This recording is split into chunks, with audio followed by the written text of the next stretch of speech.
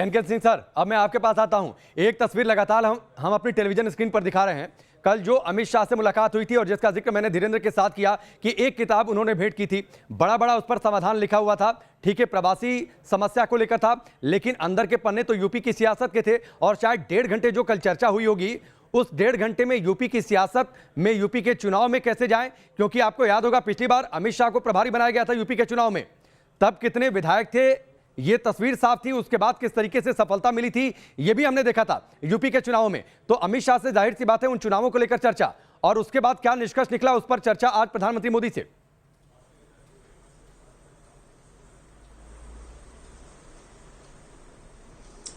देखिए राकेश, ये करीब 20 दिन हो गया। 23 मई को होसबोले जी लखनऊ पहुंचे थे और उन्होंने व्यापक तौर पे 2 दिन रह के सब लोगों से बात की थी। उसके बाद से एक सिलसिला शुरू हो गया यूपी में केंद्रीय नेताओं के जाने का। कभी राधा मोहन सिंह जा रहे हैं, कभी BL संतोष जा रहे हैं, और एक अजीब सा माहौल बन गया कि साहब यूपी में कुछ गड़बड़ है। और यूपी में कुछ इतना गड़बड़ है कि केंद्र से मुख्यमंत्री बात नहीं मान रहे। फिर यह कहा गया कि साहब कोरोना में फेल्योर है, इसकी वजह से केंद्र सरकार चिंतित है। गोया कोरोना में सिर्फ यूपी फेल हुआ है, बाकी सब लोग पास हो गए हैं। ये आरोप लगा के बीजेपी ने इतना हैम हैंडेड ये पूरा सिचुएशन कर दिया कि उसको नुकसान ही नुकसान इस पूरे केस में हो रहा है। आपने मुख्यमंत्री को अपने में लाइन कर दिया कि नहीं, मुख्यमंत्री कोरोना हैंडल नहीं कर पाए। आपने ये भी बता दिया कि साहब ब्राह्मण इनसे नाराज है। आप ये क्यों कर रहे थे?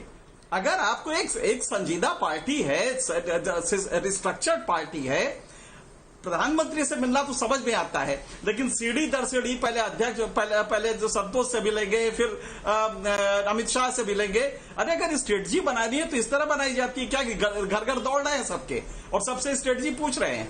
ये मजाक कर दिया है बीजेपी ने। और हाथी के पांव में सबका पांव। एक जगह आप बीजेपी का ऑर्गेनाइजेशनल जो होता है, ऑर्गेनाइजेशनल सेक्रेटरी जो होता है, जिसको ऑर्गेनाइजिंग जनरल सेक्रेटरी कहते हैं, वो संघ का रहनुमा, वो संघ का प्रतिनिधि होता है। आप संतोष से पूरी बात कर लेते तब भी समझ में आ जाता, लेकिन इतना बड़ा पिछले 20 दिन से यूपी की, इंडिया की पॉलिटिक्स में एक ही चीज नजर आई, साहब कुछ गड़बड़ है यूपी में।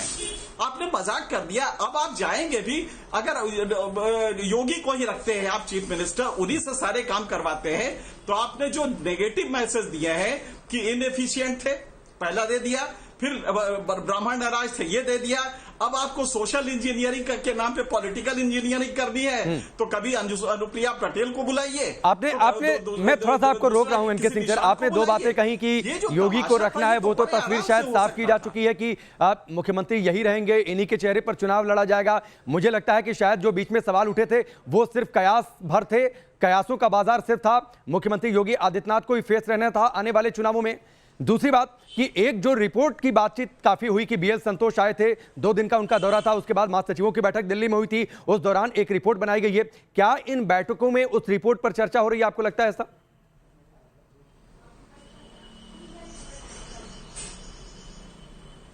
देखिए, ये बात तो बहुत शांति से हो सकती थी। मान लीजिए रिपोर्ट बनी है और इकोनॉमिक इंडिकेटर, सोशल इंडिकेटर, ये कुछ इंडिकेटर्स होते हैं जिनको लेके, मान लीजिए इन्वेस्टमेंट है, यूपी में इन्वेस्टमेंट अच्छा खासा आया है, इसको आपको हाईलाइट करने की जरूरत थी ना। आप इतने लोग जाके वहां पे, कोई गवर्नर से मिल रहा है, कोई स्पीकर से मिल रहा है, तमाशा कर दिया आपने कि गवर्नर। आप सोचिए जरा कि केंद्रीय लीडरशिप का एक आदमी, जो कि बहुत बड़ा लीडर नहीं है लेकिन वो रिप्रेजेंटेटिव है, वो जाता है वहां पे और गवर्नर से मिलता है, क्या मैसेज जाएगा आपका? लिहाजा अगर मान लीजिए परफॉर्मेंस रिपोर्ट की बनानी थी तो आप बड़े इत्मीनान से बना के और उसको पार्टी मीटिंग में, पार्टी फोरम पे रख देते, चीफ मिनिस्टर को बुलाते, डिस्कस करते। ये जो 20 दिन का तमाशा हुआ है, इसमें मतलब बीजेपी ऐसी, मुझे तरस आ रही है कि बीजेपी ऐसे अच्छे स्ट्रेटजिस्ट हम लोग मानते थे, पिछले 45 साल से मैं देख रहा हूं कि अच्छे स्ट्रेटजिस्ट माने जाते हैं, लेकिन मुझे पहली बार लग रहा है कि इनके पास कोई स्ट्रेटजी ही नहीं है। ये अपने को नुकसान पहुंचा रहे हैं और अपने चीफ मिनिस्टर को नुकसान कर रहे हैं, अपने को कर रहे हैं, गवर्नेंस के मॉडल को लेकर नुकसान कर रहे हैं। अगर आपको, क्योंकि यूपी में कुछ अच्छी चीजें हुई हैं, किसानों के लिए जो इस समय MSP पे खरीद हुई है वो बहुत अच्छी थी, उसमें कहीं कोई कोताही नहीं की गई। और भी डेवलपमेंट का, ऐसा नहीं कि प्रोजेक्ट अच्छे लेकिन नहीं जिन हुए। बातों का आपने लेकिन जिक्र कर दिया आपने एनके ऐसा सिंह कुछ सर, बताया बार बार जाए, इस बात की कोरोना में चर्चा सब होती लोग है चीफ कि मिनिस्टर। अगर कुछ दिखाया जाता है सियासत में और खास तौर पर अगर क्रिटिकल टाइम में, तो उसका कुछ मतलब होता है, उसके कुछ मायने होते हैं।